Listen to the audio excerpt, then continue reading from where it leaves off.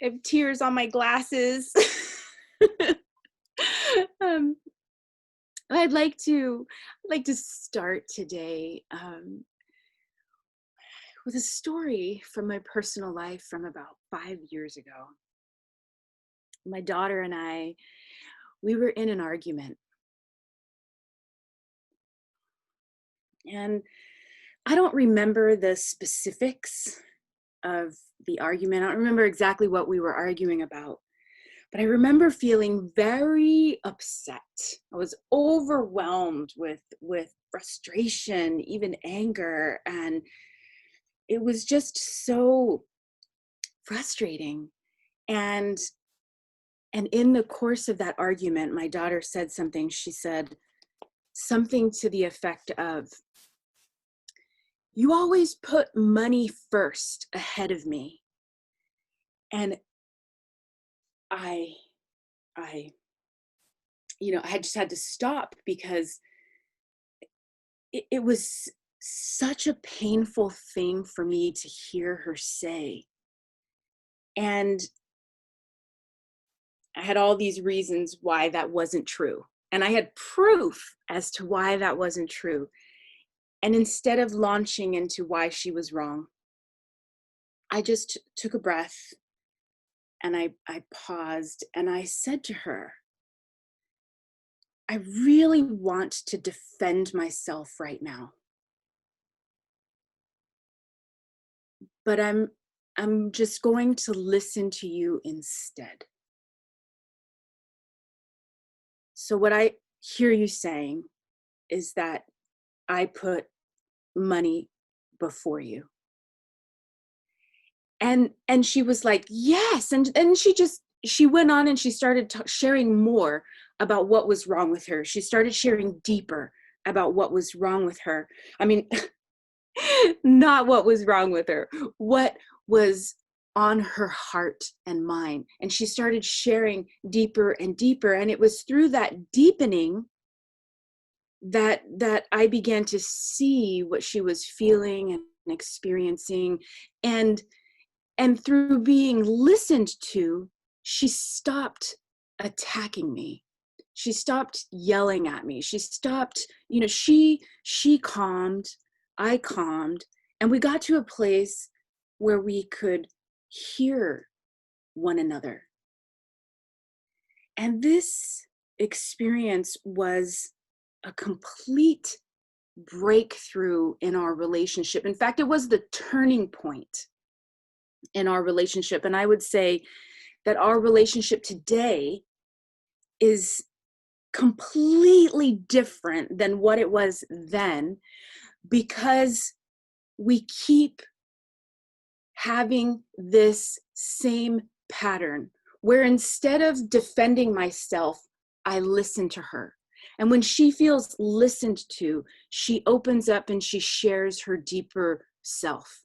And it's through this mutual understanding of our deeper selves that we actually get to resolving conflict. You see, we had been having the same version of that argument, it seems like, our entire life together. And probably because I hadn't been listening to her that entire time. I was trying to convince her, what she needed to do, how she needed to do it, what was best for her, and why I needed her to be or say or act in certain ways that were acceptable and helpful and productive. And I, of course, had her best interests at heart. And I loved her so much and had made so many sacrifices for her. But in her experience, she just felt this person trying to make her stop feeling how she felt and start making her do what I wanted her to do. And so we stayed in that conflict, that same conflict, for years and years and years, until this point, this turning point. And we're talking about this today because our talk is about mindful speech. And it was this experience where I learned about mindful speech and the impact listening has on mindful speech. This is when I learned the power of listening. You see, we were having one argument, but there were two experiences. And how often in our lives do we insist on there being only one experience, and it's the right experience? And if you don't see it this way, then you're wrong and I'm right. And we're going to argue until I convince you that I'm right. Well, we stayed in conflict without resolution as long as I insisted on there being one experience.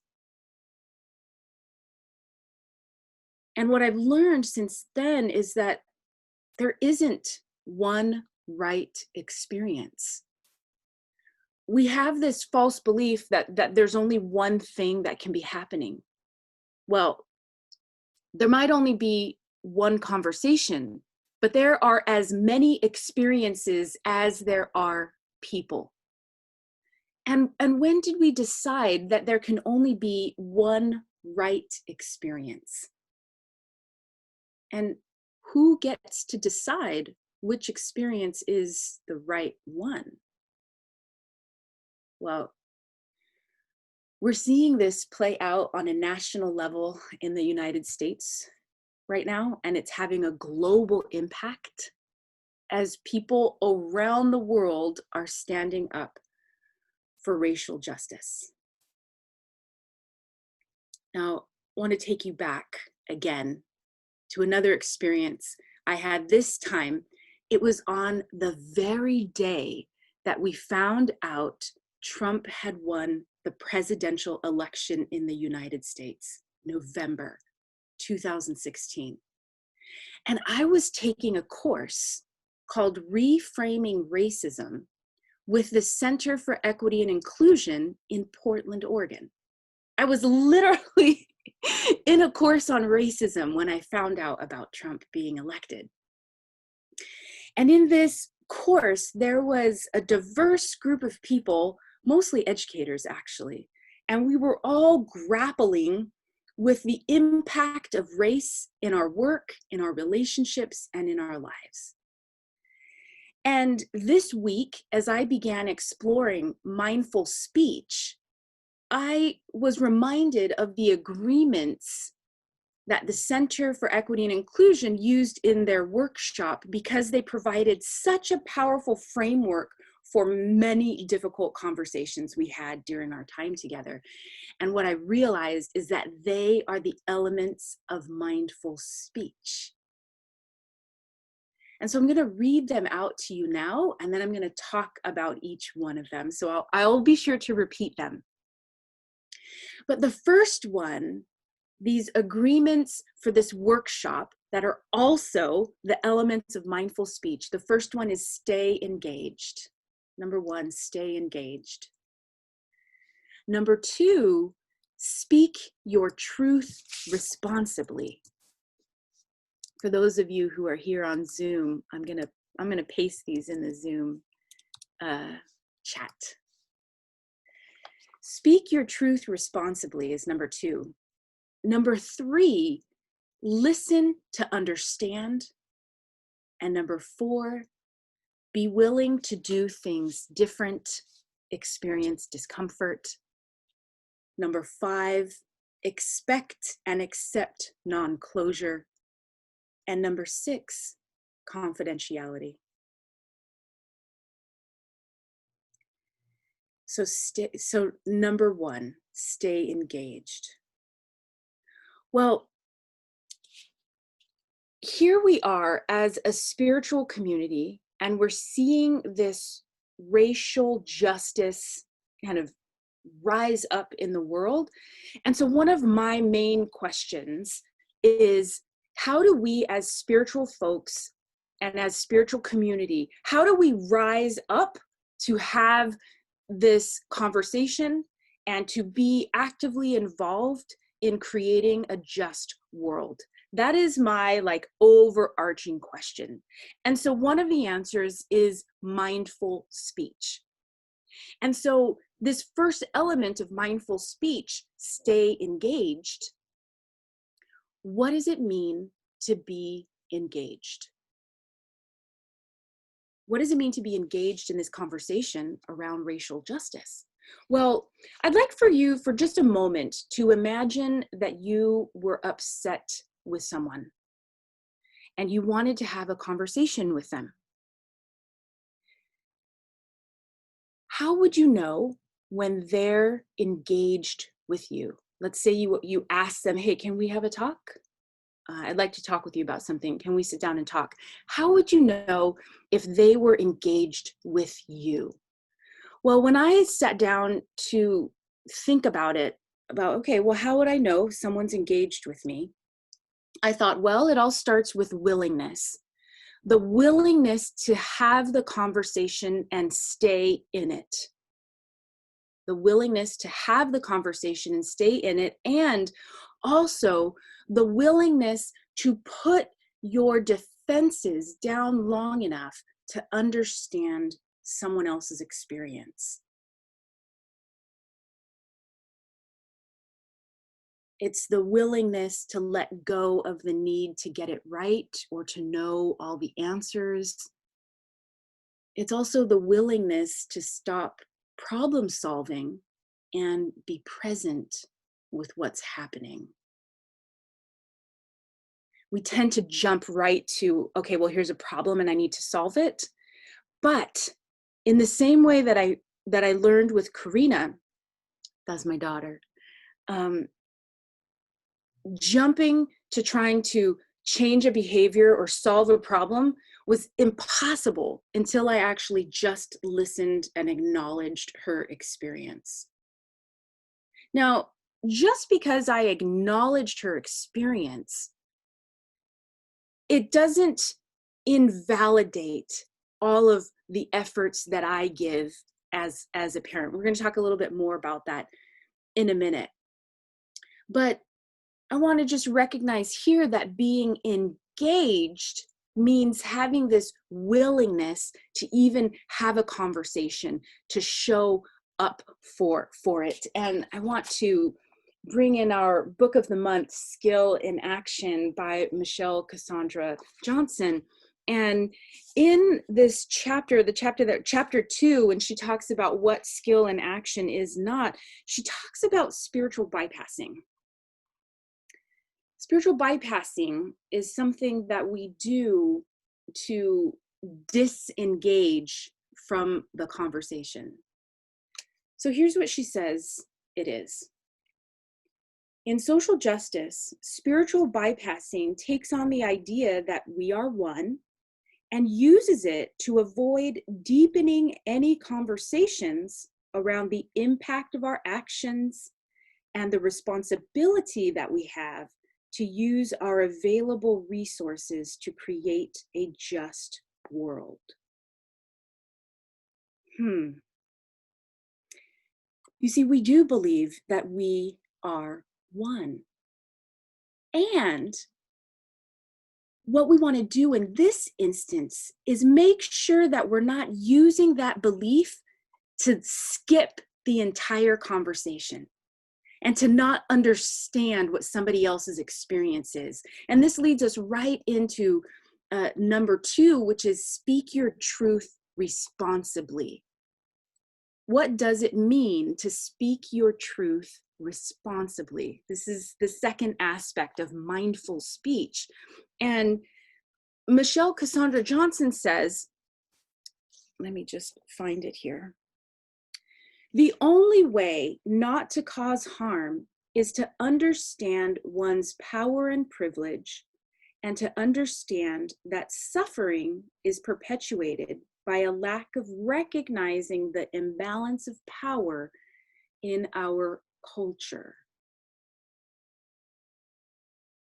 Wow.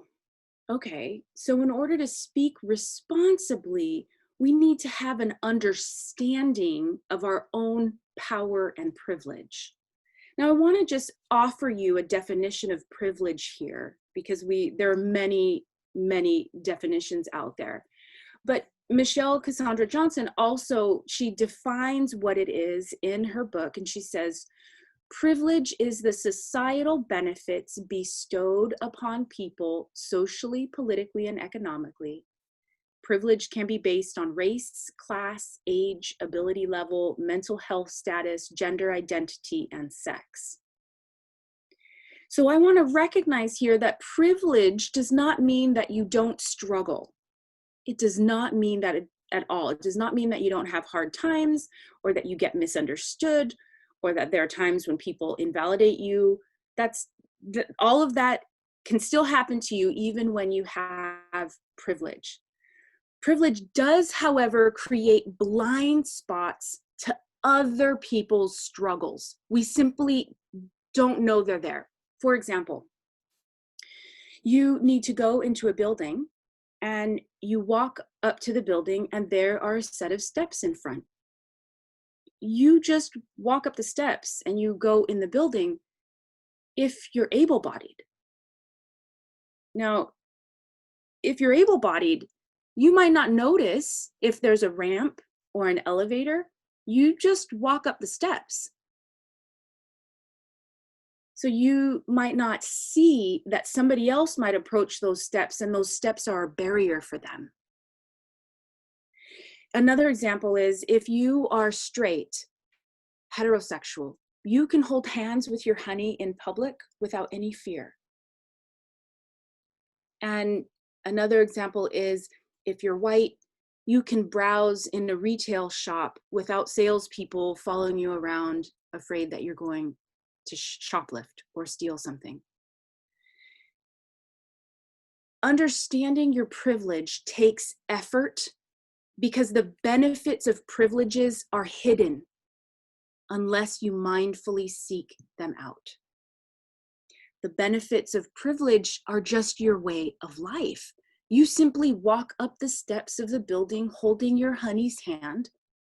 You simply shop, enjoying your time, chit-chatting, buy what you're going to buy and leave, and you don't realize that other people are having different experiences. So speaking your truth responsibly requires you to take into account other people's experience and not just your own. And so here we can get even more refined in understanding our impact. Michelle Cassandra Johnson tells us that intentions are great and fine, and most people have positive, conscious, and even positive unconscious intentions most of the time. But it's important to remember that we do not have control over how our good intentions are experienced by others. In other words, intent does not translate into impact, and meaning well does not translate to not taking personal responsibility. So while you might have a certain intention, you might not understand your impact unless you understand the other person's experience. So we saw this very clearly in my conversation with my daughter. You see, I was having a very, very different impact on her than I had intended. You know, I even had a difficult time even just imagining that my actions were impacting her in the way that she said they were. It literally seemed ridiculous to me. I thought, what are you talking about? Of course I don't put money ahead of you. Do you know how much I have sacrificed for you? Do you know how much money I have given up because of you? Right? Or like how many choices I made that put you first? And those were some of the things that were going on in my mind. And yet, in her experience, she was watching me and my actions were showing her that I was putting money ahead of her well-being, or I was putting money ahead of how she felt. That was not easy for me to allow her experience to be true. Why? Because it changed my image of myself as a mom. Right? And this leads us right into number 3, the third element of mindful speech is listening to understand. You see, this argument was such a big turning point for us because I used to listen to win the argument. I used to listen so that I could make her see why I was right and why she was wrong. I would listen to just solve this problem so that she would begin acting the way I wanted her to act. And I would listen only so that I could know how better to convince her to be who I wanted her to be. And I didn't realize it, but there was also this underlying motivation that I needed to prove I was a good mom. I was a young mom. I gave birth when I was 18. And I spent probably the first 20 years of her life trying to just prove that I was a good mom. And in that, she didn't have that experience of being seen, heard, or cared for. In fact, she would just dig her heels in every time. It wasn't until I could risk my image of myself to listen, to understand her point of view, that she began to loosen her grip to listen to mine as well. You see, listening to understand challenges the status quo. It topples traditional hierarchical structures. And we're talking about hierarchical structures when we're talking about racial justice, because there's a false belief that one race is better than another race. There's an entire spectrum of that, right? And so actually our work in mindful speech and in showing up for racial justice, we are actually dismantling privilege and power by listening to other people's experience and allowing them to be true right alongside ours. So this stepping into standing up for racial justice requires your compassion, your empathy, and your vulnerability, which is right on par with number 4. The fourth element of mindful speech is the willingness to do things differently and to be uncomfortable. And so I'm going to introduce another idea here that might be uncomfortable for you, and we're going to practice it right now. We're going to practice being uncomfortable together. Michelle Cassandra Johnson says, spiritual bypassing perpetuates the idea that the belief we are one is enough to create a reality where we are treated equally and as one. It is not. Spiritual bypassing permits the status quo to stay in place and teaches people that if you believe in something and have good intent, that is enough. It is not.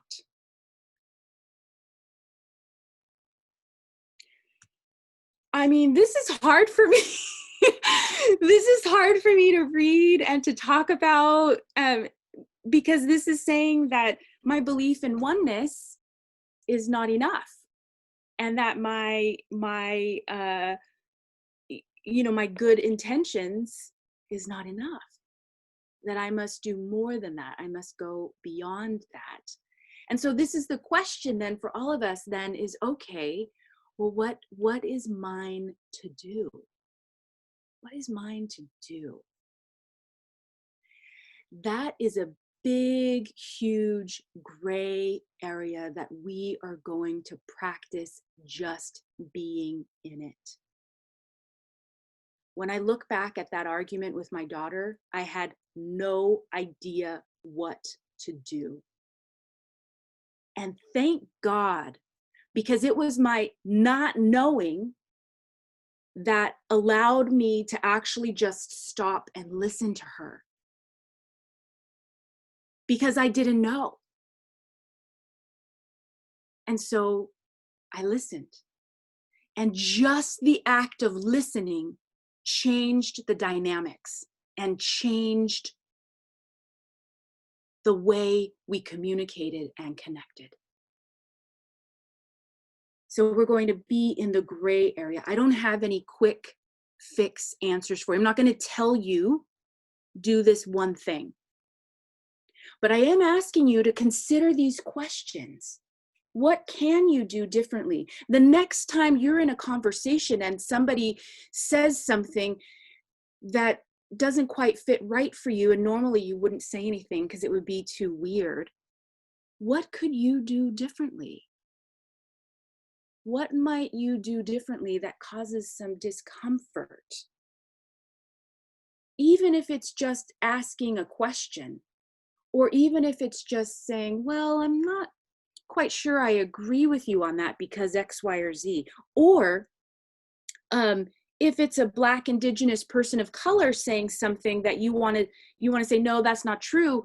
Maybe it's, okay, maybe instead of defending myself, I'll just listen to what your experience is right now. It's messy. It's messy. It's not neat and clean. And let me tell you something, spiritual living is messy. Spiritual living is not neat and clean. In fact, spiritual living is probably the thing that has pushed me out of my comfort zone more than anything else. Why? Because spiritual living calls me to face my own limiting beliefs inside of me and exchange them out for a bigger truth, for more love, for more possibility. So this leads us right into number 5. Expect and accept non-closure. What does that mean? That means we're not going to solve racial justice in one conversation. We're going to solve it in many, many, many conversations that require our heart, our soul, and our willingness to jump in and be vulnerable. And Ernest Holmes said, Spirit works for us by working through us. Spirit works for us by working through us. So here's the call. This means that racial justice comes about by working through us. Peace, if you want to think about it a different way, if there were racial justice, there would be a sense of peace and belonging and equality, right? All of that must come through you. It's not going to come through your next door neighbor. Well, hopefully it comes through your next door neighbor too, but we can't walk around saying this is going to be solved by somebody else. This is going to be solved by individuals and our collective healing experience. So accepting non-closure means that you're accepting this ongoing experience of racial justice at deeper and deeper levels. And this falls right in line with our spiritual belief that spirit is unfolding through us. Life is consistently unfolding through us. Yes, we get comfortable in our patterns and our habits, but life is unfolding through us. This means that there is a deeper level of peace through our own experience of peace. For example, Karina and I didn't solve all of our problems in that one conversation. However, it was a turning point in our relationship. There was a fundamental shift that happened that day. And now, 5 years later, we're still growing, evolving, and unfolding. There are still moments when I have to take a deep breath and be present with her experience and her truth, no matter what it means to me. And as long as we are alive and in relationship, that will be so. So this last piece of mindful speech and the last agreement of this workshop from the Center of Equity and Inclusion is confidentiality. Now, I just want to end by saying that, one of the definitions of confidentiality is having another's trust or confidence. You can imagine that the trust Karina and I had when we had that conversation was actually quite low. We had a very low amount of trust in one another. But over repeated interactions where I would put my defenses down and just listen to her and acknowledge her experience, she began to trust that I would do that for her.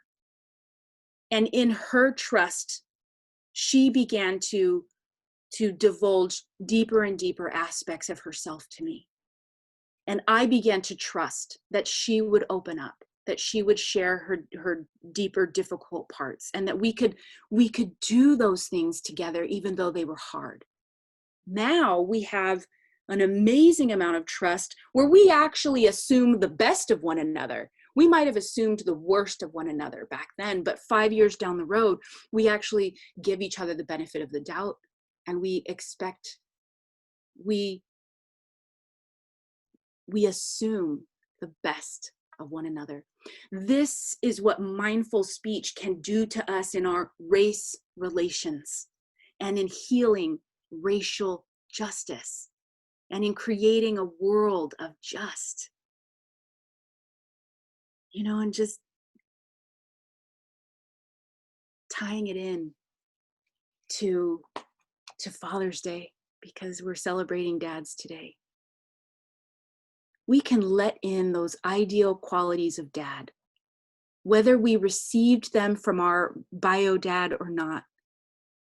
We can let them in and we can let them guide us through this unfolding. Imagine that all of this conflict is an unfolding of an entire new experience of peace and justice, not for some, but for all. And so it is.